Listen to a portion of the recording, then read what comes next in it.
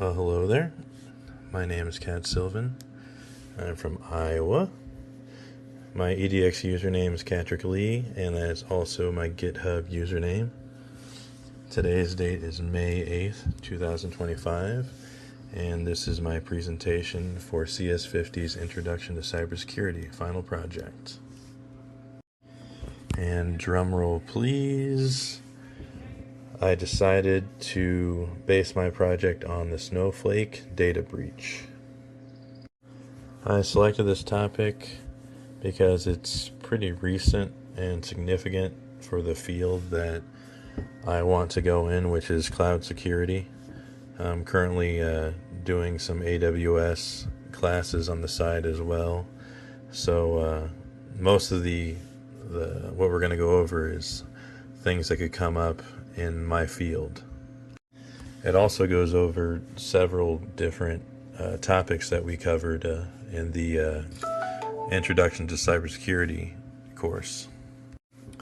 We're going to go over the timeline, what exactly happened, the attack vector, how and when they finally detected the breach, the fallout, the consequences of what happened, and then we're going to go over ways that they could have prevented it and the steps that they took to prevent it in the future. And then we're going to sum up everything about what we've learned in the course and how it applies to this presentation. Alright, so let's go over the timeline.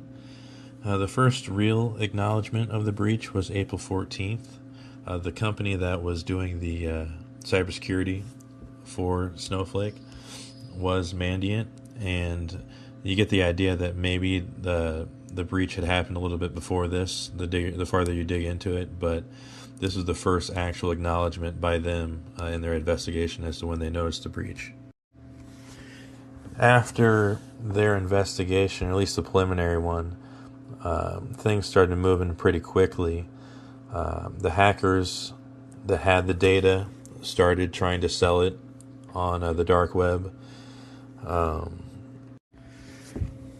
June 1st, the Australian Cybersecurity Centre issued an alert letting certain companies and governments know about the breach, even though they needed more information. But it's one of those things that just because of the scale and the companies that were involved, banking companies, Ticketmaster, lots of large companies, they needed to make sure they get some kind of alert out.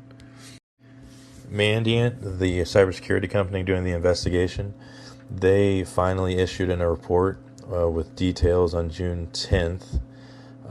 7 days later, on June 17th, Wired magazine published the report with all the details that they had, which obviously, if it gets to that point, then everyone is going to know about what happened. On October 1st, Snowflake's MFA policy finally went into place, and then October 17th, Ticketmaster's lawsuit, which most people finally heard everything about the breach at that point when this came out. So, what exactly happened? Snowflake is a cloud-based data warehousing platform. They house several big companies, lots of data, lots of sensitive data, which makes this even more surprising that this could even happen.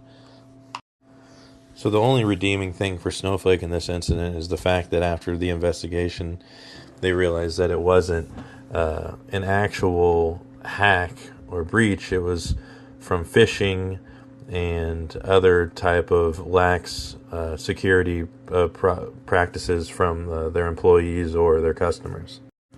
Over 100 Snowflake customers, and when I say customers, I mean businesses with lots of customers on their own, had been hacked. The threat actor group was UNC 5537. They were mostly in Canada, but they were dealing with someone over in Eastern Europe as well.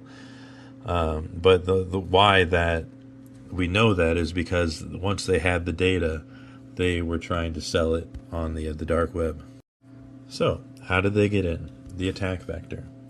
Now, as I stated before, it wasn't, after the investigation, they showed that it wasn't a hack into their system, but more of a phishing scam that allowed them to get usernames and passwords from the customers or employees from lack of training and bad practices. There are also some reports of malware being installed via phishing scams and bad links, and that's how they were also to obtain the data.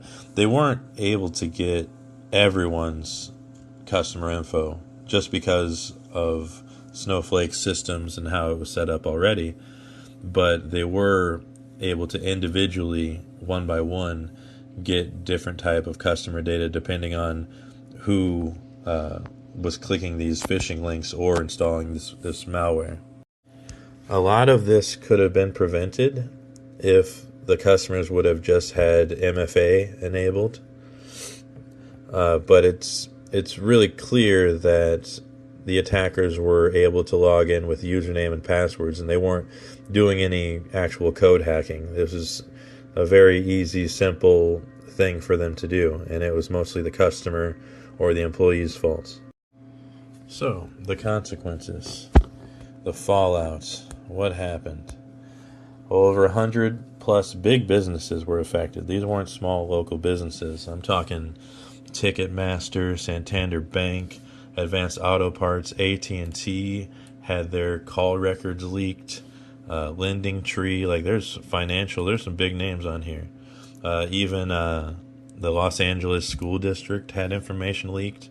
And you think of the consequences of that, like, man. You had extortion demands from the hackers.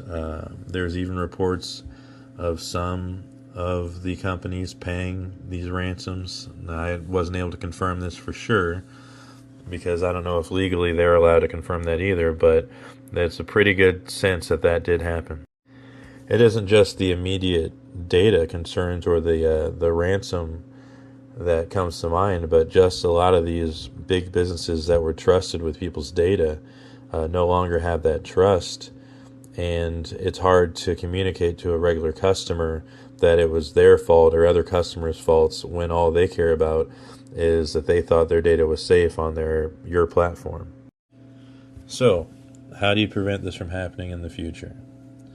What Snowflake did was install a policy where multi-factor authentication is required now, and it's one of those things that's like a no-brainer, duh. Like this should have already been in place, especially when you think about a worst-case scenario when you're doing your planning of a security system.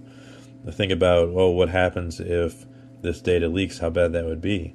That could have been prevented if they would have just had this policy in place from the beginning. Another thing is employee phishing training, making sure that you're not clicking on bad links.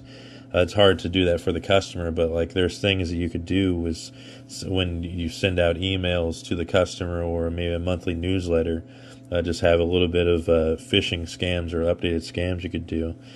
Password managers that we're familiar with, we covered in the course. Authenticators like Google or Microsoft, they have those on your phone, just like another factor to prove that you know something or you have a different key in your possession. And then also there's business principles, the principle of least privilege, where companies only allow their employees to do exactly what they have to do, nothing more. So basically this is a huge situation that could have been prevented if they had already just had the simple security practices in place that we've covered in our course.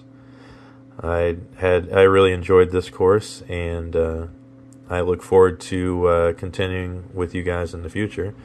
This was CS50 Intro to Cybersecurity. I'm Silvan. I've included my contact information if you'd like to get a hold of me for anything further. And thank you very much.